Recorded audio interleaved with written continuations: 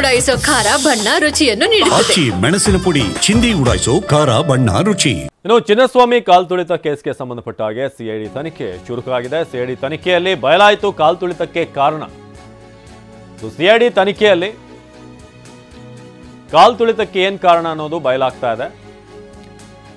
RCB CEO Rajesh Menon, Nikhil Sosale ಈ ಇಬ್ಬರಿಂದಲೇ ಕಾರ್ಯಕ್ರಮದ ಆಯೋಜನೆ ನಡೆದಿತ್ತು. ಆದರೆ ಪ್ರಾಪರ್ ಪ್ಲಾನಿಂಗ್ ಇರಲಿಲ್ಲ. ಆತುರದಲ್ಲಿ ಕಾರ್ಯಕ್ರಮ ಆಯೋಜನೆ ಮಾಡಿದ್ದಾರೆ ಅಂತ ಗೊತ್ತಾಗ್ತಾ ಇದೆ. ಕೆಎಸ್ಸಿಎ ಮೇಲೆ ಒತ್ತಡ ಹಾಕಿ ಕಾರ್ಯಕ್ರಮ ಆಯೋಜನೆ. ಕೆಎಸ್ಸಿಎ ಮೇಲೆ ಒತ್ತಡ ಹಾಕಿ ಕಾರ್ಯಕ್ರಮ ಆಯೋಜನೆ. ಆರ್ಸಿಬಿ ಏನು ಅನೌನ್ಸ್ಮೆಂಟ್ ಮಾಡಿತು ಪೊಲೀಸರ ಪ್ರಾಪರ್ ಪರ್ಮಿಷನ್ ಇಲ್ಲದೆ ಅಂತ ಮೊನ್ನೆ ಅಷ್ಟೇ ಇದರ ಬಗ್ಗೆ ಸಿಐಟಿ ಕೂಡ ಹೇಳಿತ್ತು. ಸೊ ಆದರೆ ಈಗ ನಾವು ಗಮನಿಸ್ತಾ ಇದ್ದೀವಿ ಸಿಐಡಿ ತನಿಖೆಯಲ್ಲೂ ಕೂಡ ಆರ್ಸಿಬಿ ಮ್ಯಾನೇಜ್ಮೆಂಟ್ ಏನಿದೆ ಇವರ ಪ್ಲಾನಿಂಗ್ ಇಲ್ಲದೆ ಇರುವಂಥದ್ದಾಗಿದೆ ಅಂತ. ಆರ್ಸಿಬಿ ಟ್ವೀಟ್, ಪೊಲೀಸ್ ಬಂದೋಬಸ್ತ್ ಬಗ್ಗೆ ಸಿಐಡಿ ತನಿಖೆ. ಟೈಮ್ಲೈನ್ ಪ್ರಕಾರ ತನಿಖೆ ನಡೆಸಿ ಸಿಐಡಿ ರಿಪೋರ್ಟ್ ಅನ್ನು ನೀಡಲಿದೆ. ವಿರಾಟ್ ಕೊಹ್ಲಿ ವಿದೇಶಕ್ಕೆ ತೆರಳುವ ಕಾರಣ ಕೊಟ್ಟು ಕಾರ್ಯಕ್ರಮ ಅಂತ. ಕಾರ್ಯಕ್ರಮಕ್ಕೆ ಒತ್ತಡ ಹೇರಿದಂತ ಕೊಹ್ಲಿ ಆಪ್ತ ನಿಖಿಲ್ ಸೋಸ್ಲೆ ಕಾರ್ಯಕ್ರಮ ಮುಂದೂಡುವಂತೆ ಪೊಲೀಸರು ಕೆಎಸ್ಸಿಎ ಅಭಿಪ್ರಾಯಪಟ್ಟಿತ್ತು. ಕೊಹ್ಲಿ ಕಾರಣ ಹೇಳಿ ಮರುದಿನವೇ ಕಾರ್ಯಕ್ರಮಕ್ಕೆ ಒತ್ತಡ ಹೇರಲಾಗಿದೆ. ಕೊಹ್ಲಿ ಯುಕೆಗೆ ಹೋಗಬೇಕು, ಮುಂದೂಡಿದ್ರೆ ಕೊಹ್ಲಿ ಬರಲ್ಲ. ಟಿಕೆಟ್ ಗೊಂದಲ ಟ್ವೀಟ್ ಹಿಂದೆಯೂ ಕೂಡ ಇದ್ದಾರೆ ನಿಖಿಲ್ ಸೋಸ್ಲೆ. ಸಿಐಡಿ ತನಿಖೆ ವೇಳೆಯೂ ಕೂಡ ಟಿಕೆಟ್ ಬಗ್ಗೆ ಗೊಂದಲದ ವಿಚಾರ ಪತ್ತೆಯಾಗಿದೆ. ಸಿಐಡಿ ತನಿಖೆ ವೇಳೆಯೂ ಕೂಡ ಟಿಕೆಟ್ ಬಗ್ಗೆ ಗೊಂದಲ ವಿಚಾರ ಪತ್ತೆಯಾಗಿದೆ.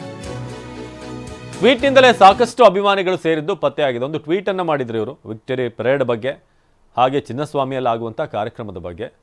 ಅದು ಕೂಡ ಟಿಕೆಟ್ ಇಲ್ಲ ಅನ್ನೋದೇನು ಗೊತ್ತಾಯಿತು, ಫ್ರೀ ಎಂಟ್ರಿ ಇದೆ ಅಂತ. ಆವಾಗ ನುಗ್ಗಲುಂಟಾಯಿತು. ಫಸ್ಟ್ ಆಫ್ ಆಲ್ ಚಿನ್ನಸ್ವಾಮಿ ಸ್ಟೇಡಿಯಮಲ್ಲಿ ಟಿಕೆಟ್ ಇದೆ ಅಂತ ಅಂದ್ರೆ ಕಾಲಿಡೋಕ್ಕೆ ಜಾಗ ಇರಲ್ಲ, ಅಷ್ಟು ಮಟ್ಟಿಗಿರುತ್ತೆ. ಇನ್ನು ಫ್ರೀ ಅಂದರೆ ಬಿಡ್ತಾರಾ? ಅಂಥದ್ರಲ್ಲಿ ಜನ ಕಿಕ್ಕಿರಿದು ಬಂದರು. ಉಚಿತ ಟಿಕೆಟ್ ಘೋಷಣೆ ಅಂದರೆ ಎಂಟ್ರಿ ಫ್ರೀ ಅಂತ ಯಾವಾಗ ಗೊತ್ತಾಯಿತು ಆವಾಗ ಜನಸಾಗರ ಸೇರ್ತಾವತ್ತು. ಸೊ ಹಾಗಾಗಿ ಕಾರ್ಯಕ್ರಮ ಆಯೋಜಕರೇ ಜವಾಬ್ದಾರಿ ಅನ್ನೋ ರೀತಿಯಾಗಿ ಈಗ ರಿಪೋರ್ಟ್ ಬರುವ ನಿರೀಕ್ಷೆ ಇದೆ. ಬಂದೋಬಸ್ತ್ನಲ್ಲಿ ಎಡವಟ್ಟು, ಸರಿಯಾಗಿ ಆಗದಂತ ರೋಲ್ ಕಾಲ್ ತುಳಿತದ ವೇಳೆ ಗೇಟ್ಗಳ ಬಳಿ ಪೊಲೀಸರೇ ಇರಲಿಲ್ಲ. ವಿಧಾನಸೌಧದ ಬಳಿ ಹೆಚ್ಚಿನ ಪೊಲೀಸರ ನಿಯೋಜನೆ ಆಗಿತ್ತು. ಕೆಎಸ್ಆರ್ಪಿ ಸಿಬ್ಬಂದಿ ಕೂಡ ಇರಲಿಲ್ಲ ಸರಿಯಾದ ಸೂಚನೆ ಕೊಡೋಕೆ. ಲಕ್ಷಾಂತರ ಜನ ಸೇರ್ತಾರೆ ಅನ್ನುವ ಸೂಚನೆ ಕೂಡ ನೀಡಿರಲಿಲ್ಲ. ಸಿಐಡಿ ತನಿಖೆ ವೇಳೆ ಆರ್ಸಿಬಿ ಮ್ಯಾನೇಜ್ಮೆಂಟ್ನ ಲೋಪ ಬಯಲಾಗಿದೆ. ಬಟ್ ಅಲ್ಲಿದ್ದಂಥ ಪೊಲೀಸರು ಸಾಧ್ಯವಾದಷ್ಟು ಪ್ರಯತ್ನ ಪಟ್ಟಿದ್ದಾರೆ. ಯಾಕಂದರೆ ನಾವೇ ಆ ಲೌಡ್ ಸ್ಪೀಕರ್ ಅನೌನ್ಸ್ಮೆಂಟ್ಗಳನ್ನು ಗಮನಿಸಿದ್ದೀವಿ.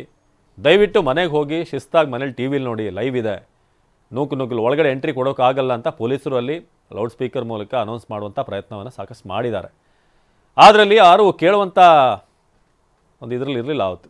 ಬಹುತೇಕ ಎಲ್ಲರೂ ಕೂಡ ಒಮ್ಮೆ ಒಳಗಡೆ ಹೋದರೆ ಸಾಕು, ವಿರಾಟ್ ಕೊಹ್ಲಿನ ಹತ್ತಿರದಲ್ಲಿ ನೋಡಿದ್ರೆ ಸಾಕು ಅಂತ ಭಾಳಷ್ಟು ಜನ ಧಾವಂತದಲ್ಲಿದ್ದರು. ವಿಕಾಸ್ ಈ ಬಗ್ಗೆ ಹೆಚ್ಚಿನ ಮಾಹಿತಿಯನ್ನು ನೀಡ್ತಾರೆ ನೇರ ಸಂಪರ್ಕದಲ್ಲಿ. ವಿಕಾಸ್, ಈ ಆರ್ಸಿಬಿಯ ಸ್ಟ್ಯಾಂಪೀಡ್ ವಿಚಾರಕ್ಕೆ ನಾವು ನೋಡೋದಾದರೆ ಭಾಳ ಮುಖ್ಯವಾಗಿ ಅಲ್ಲಿ ಈ ಗೆದ್ದ ಟೈಮ್, ಟ್ರೋಫಿ ಗೆದ್ದಂಥ ಟೈಮ್, ಅಲ್ಲಿಂದ ಈ ವಿಕ್ಟರಿ ಪೆರೇಡ್ನ ಒಂದು ಪ್ಲಾನಿಂಗ್ ಏನಿತ್ತಲ್ಲ, ಅನೌನ್ಸ್ಮೆಂಟ್, ಇದು ಭಾಳ ಮುಖ್ಯ ಆಗುತ್ತೆ. ಮರುದಿನವೇ ಹೆಚ್ಚಿನ ಟೈಮ್ ಇಲ್ಲದೆ, ಪೊಲೀಸರಿಗೂ ಕೂಡ ಕರೆಕ್ಟ್ ಆದಂಥ ಟೈಮ್ ಕೊಡದೆ ಅಲ್ಲಿ ಅನೌನ್ಸ್ಮೆಂಟ್ ಮಾಡಿದ್ದು ಮೊದಲ ತಪ್ಪು ಅಂತ ಆರಂಭದಲ್ಲೇ ಇದು ಗೊತ್ತಾಗಿತ್ತು. ಆದರೆ ಈಗ ಸಿಐಡಿ ತನಿಖೆಯಲ್ಲಿ ಯಾವೆಲ್ಲ ವಿಚಾರ ಗೊತ್ತಾಗ್ತಿದೆ, ಆರ್ಸಿಬಿ ಮ್ಯಾನೇಜ್ಮೆಂಟ್ ಎಲ್ಲಿ ಎಡವಿದೆ ಅಂತ ಸಿಐಡಿ ಹೇಳ್ತಿದೆ ಅಂತ.